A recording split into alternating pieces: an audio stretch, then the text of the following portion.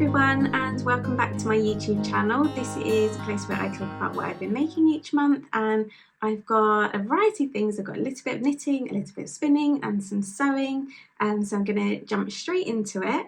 And I think I'll start by sharing just a simple sock project.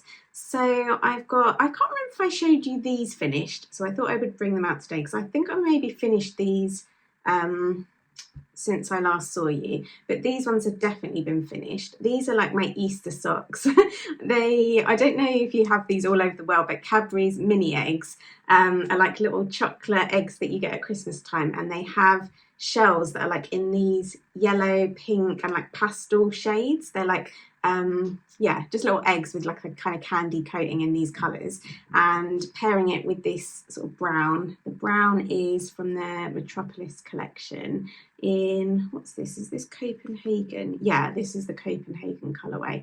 I've got lots of different colours of these, and they're really great for doing heels, toes and cuffs.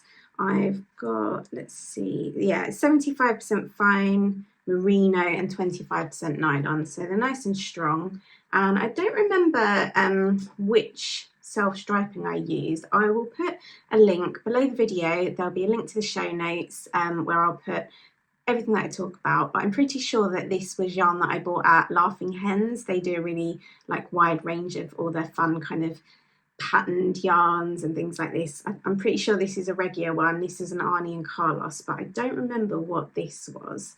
I feel like I saw somebody working with this, probably This Handmade Life, on Instagram. She's always knitting beautiful socks and I think I saw it and was like trying to track down this exact yarn. But yeah, I finished these while I was at the Sodbury Yarn Festival. It was so much fun at Sodbury. I had a really great time. I met some lovely people, and some of you came and said hello, and I met lots of new people that I'd never seen before. So hopefully I've introduced you to my videos on YouTube and you've seen my bags, and yeah, I just had such a great time. It was slightly different. It was rather than it being a yarn show like in one place, it was in a small town, like a sort of market town, you'd probably say, with like lovely pub, cafes, like lots of independent shops and restaurants, and they kind of took over the town, and in a few different venues they had people popping up with their wares and their stands. So I was in one of these halls, and I'll admit I was a little bit nervous going into this because it's only the second year they've run this,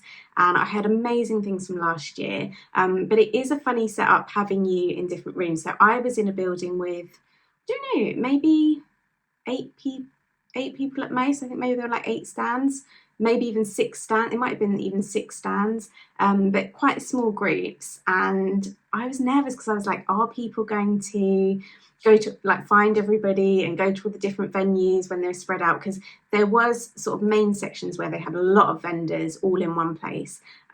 So I kind of felt like some people, especially if the weather had been bad, we had amazing weather, so I think people were happy to explore the town, but I kind of was worried. I thought if it was bad weather, would people come out and find me? But you did come find me. It's all these little worries that you have ahead of these shows, and every single show is different. Every day at a show is different. Even like the Saturday and the Sunday can be completely different vibe, different people, different sales. Like, I always find it fascinating. I'll have like one day everyone will be obsessed with buying like the same thing, and then the next day no one will buy that thing and everyone will be like obsessed over something completely different. It's so fascinating. I have no idea what the psychology of shoppers is there. But anyway, needn't have worried. Had a successful show, met some amazing people, had some great vendors in the room that I was in, really lovely people and really like beautiful yarns, and yeah, there was all different things. There was like some ceramics, like it was a really great mix of people at the show. So I definitely want to go back next year. So yeah, I'll be going there. But if you came by and saw me, you probably saw me working on these, because I got this sock finished, and yeah, it's just a nice project to work on because I can kind of sit and chat. I always have one of my I think I had this one actually. I always have one of these like small totes, and I always have it like slung over my arm, and I can just sort of knit as I'm as I'm chatting and serving customers, and then if someone wants to buy something I can just quickly pop it down to one side and I know all my knitting's safe. So yeah, you probably saw me working on those. And aside from socks, another thing I had going, I haven't worked on my sweater. Last time I saw you, I think I said, oh, I'll probably finish my Wild Joy sweater at the show. I didn't even touch that, didn't pick that up. I was only really working on my socks, and oh, and this, I'll talk about my little eyelash shawl that I'm wearing. I think I finished, did I? No, I don't think I quite finished. I think I was really close. I just had some of the garter. But yeah, I was just working on some like smaller, simpler projects because the Wild Joy sweater I'm working on, I've got another sleeve to do. And also I need to work out if the length's right. So you know when you just stop working on a project because you have to make a decision and you have to do some thinking, I'm at that point. But apart from that, in one of my little balloon sacks, I have got a really simple project that I've been working on for a while, and I just pick it up and down. It goes on in the background, but this is going to be my everyday crescent mohair shawl, and I want to, which way around is the front, because it does look better one way. Yeah, it's this way. And when you block it, this is going to look incredible. So I'm alternating rows of, oh, what is it called? I've got some notes here. Let's see. Lang yarns, that's it. It's the Lang yarns kid colour. And I'm alternating that with Socks Yeah by Cute Knits in the quartz colour, and it's giving such a beautiful effect. I think I'm not going to go too much further. I'm trying to do this on a sort of weight-based system, so you could use any kind of mohair or yarn you've got in your stash, and I want to kind of keep going till I've got about 10% left of this. And when I weighed it, I've still got quite a bit to go, so I'm going to do that, but just so you can see what the mohair looks like. It's very cool. I got this at the Knit Lounge, which is a really lovely yarn store in, where would you say? It's in Surrey. I feel like, oh, it's if you've ever been to Unravel, it's really near to Unravel. I can't remember the exact town it's based in, but yeah, it's very near to Farnham if you know Unravel. But yeah, this is yarn that I bought there. So I've just been working away at that, putting a few rows. It's one of those ones where I feel like I've done a lot of rows lately, and it doesn't seem to show. I think because it doesn't kind of grow on the needles because the mohair is so fine, but when you block it, it's gonna look great. And I want it to be, I don't want it to be a huge shawl. I definitely want it to be something that I wear as kind of an accessory in summer, more for like, I don't know, like you might add a necklace. I feel like it's the kind of thing that I want to add. I'm not going to be wearing it necessarily for like warmth. I just feel like it looks really beautiful, that mohair, and I wanted a pattern where you could kind of use a special mohair and pair it with a fingering weight yarn and have a nice simple kind of pattern that just looks really cute and shows off that yarn. So that's what I've got in there. I also have, what should I show you? I've got, oh, I'm torn. What have I got in here? I think I'll quickly talk about my spinning. I've got this to show. This is almost 100 grams of BFL by Woolen Witch. So this was some yarn that I did pick up at Unravel this year. Is it focusing? There we go. Yeah, from Unravel. So it's hand dyed, 100% blue face Leicester, and I've got it in here so you can see the other half. I've split it into two. Let me show you. It looks so cool when you open it up. You can see all the colours. Isn't that amazing? But yeah, I feel like practically every time, probably like 99% of the time, I chain ply my yarn, which is a really great way. It just means you spin all your singles onto one bobbin, and then there's like a technique for chain plying. So you literally take it from that one bobbin and you ply it onto one more. So I'm only ever needing to use 2 of my bobbins. I think I have 3 bobbins in total. So it's a good way of like managing my bobbins. And also it's a really nice way of using up all your singles because you're plying it against itself, you're always using like the total amount of singles, if that makes sense. It's not like where if you've got multiple bobbins, you might have more on one than another. It's like you're just plying against itself. I've got, let's see what have I got. I must have some hands. Oh, here's some little tiny samples. So this is a good example where I've got like really small amounts that I've been able to spin and just do like samples of. So I've kind of got a few. I think this one's Yarn Tings and this one is John Arbon. And yeah, it's a really good way of like just using what you've got on your bobbin and being able to have a like finished yarn. But with this, I really wanted to try something different because the way the colours are, I wonder if I can show you that actually. So it's so difficult showing spinning stuff. I hope that's focusing, but you can kind of see the ply back that I've got there. So that's how it will look sort of two-plied. And it is very fine, the singles that I've got. But you can kind of see there's like more sort of difference between the colours. They're not so blended as other fibres that I've spun before. The colours have been a lot more blended. Whereas this time, because they're kind of like, you can see like, I'll have a section of, say, this kind of green, or like a section of the brighter orange, like the way they're kind of spinning up, the colours are like a little bit more stacked. I'm sure there's terminology for all of this, but I don't know it.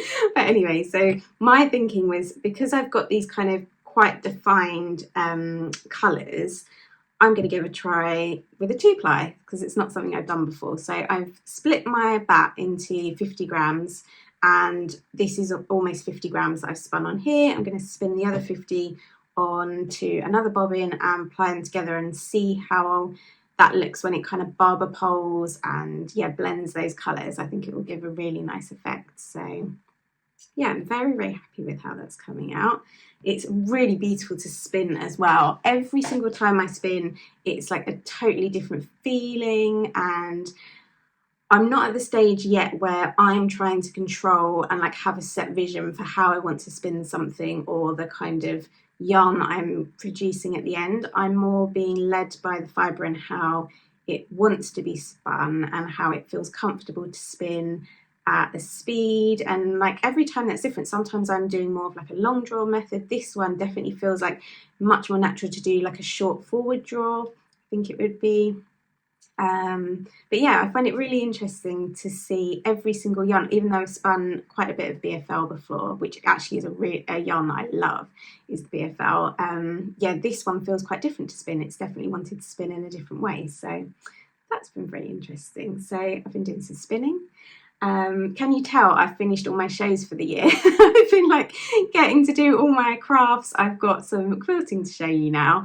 If you are wanting to see me, just while I think of it, the next time you'll get a chance to see me in person is at the Southern Wool Show. That's at Newbury Racecourse, and that's in August. So yeah, I've got a little bit of downtime at the moment, so I've been jumping around, got back on my wheel. I've had this fabric since, I don't know, maybe like December, I don't know, no, maybe even November. I haven't got around to doing anything with it, but I finally have, and this is the Dashwood Studios Playtime collection. The binding is also Dashwood Studios, but it's the Twist collection, and this is a quilt that I've made for my nephew. So yeah, I think it looks really cool. Let me show you the back.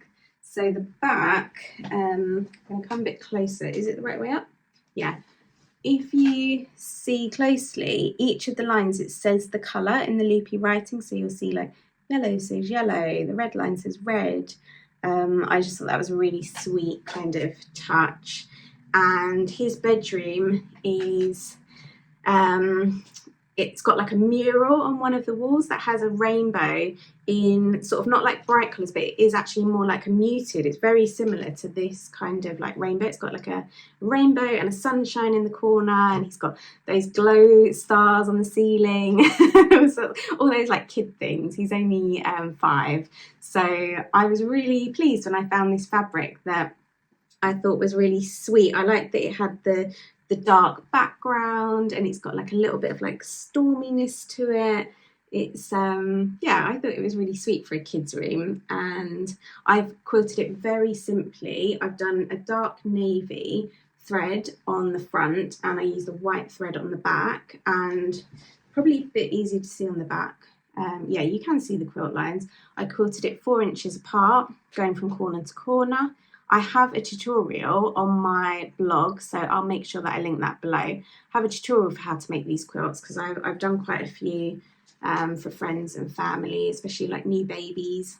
Ooh, the thread there. Well, I see that. Let me clip that. But yeah, just did really simple binding that I hand stitched. I'm quite pleased with that. I think that's very neat, my hand stitching on the other side. And yeah, I think he's going to really love it. I feel like it's quite a good size for a 5-year-old. If I stand back, you can kind of see. Yeah, you can see it's like almost as tall as I am. It's, I think I use 1.5 meters for the front and the back with binding in the middle, and I'm going to gift it to him tonight. So I'm really excited for him to see that. I feel like it'll be a lovely thing that he can have on his bed and can play with in his tent or in the garden. At the moment it's like perfect if you want to have like a picnic or if you're snuggling up on the sofa. I just think it's a really nice thing to have like a quilt. And I sort of started this because they moved into a new bedroom. He's got a new big boy bed, so I thought it was time that he had a quilt from Auntie Alex. So that was one of the things I've been working on. I'll chat to you about what I'm wearing now. I feel like I'm flying through everything today. It's, yeah, should I slow down a little bit? Should I have a sip of my tea? Catch my breath?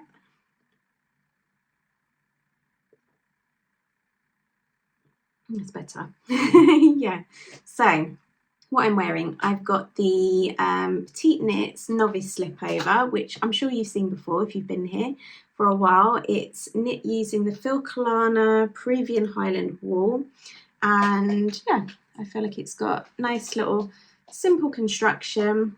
It's knit from the top down, and yeah, not much more to say about that, but I feel like it's a slipover that I wear loads, wear it mainly over dresses. I have a little bit less ease than is called for in the pattern, and I've cropped it probably a little bit more than is in the pattern. And I like how the I like the kind of depth of the armholes, where the armholes finish, which look really nice if I'm wearing it with a dress or a shirt. I've got a shirt that I really like wearing this, where it's got like a slight frill to the collar, which looks really nice poking out from the neckline. But yeah, one of my most worn pieces. And so the main thing is I have a finished object that I don't think I'd even started when I spoke to you last. Morgan of Knitting Nelly, she was running a cowl for the Isla shawl by Astrid. Oh, what's her name? Let's have a quick look. I've got my notes here. I'm sure it was Astrid. Yeah, Astrid Troland for Bishabouch.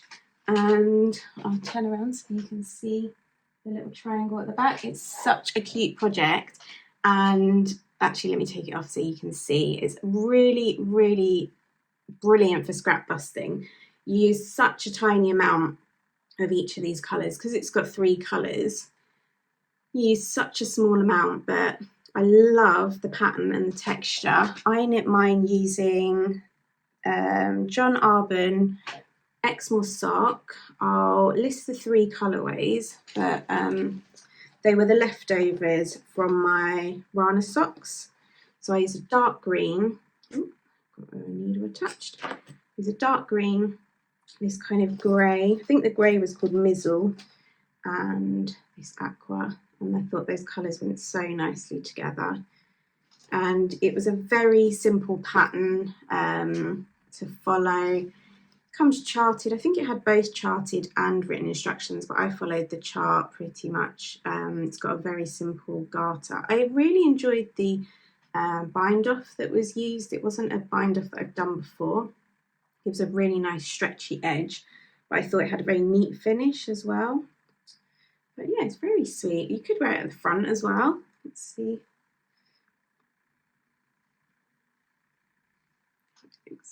Yeah, so you could wear it as the front, you could wear it at a jaunty angle if you wanted to.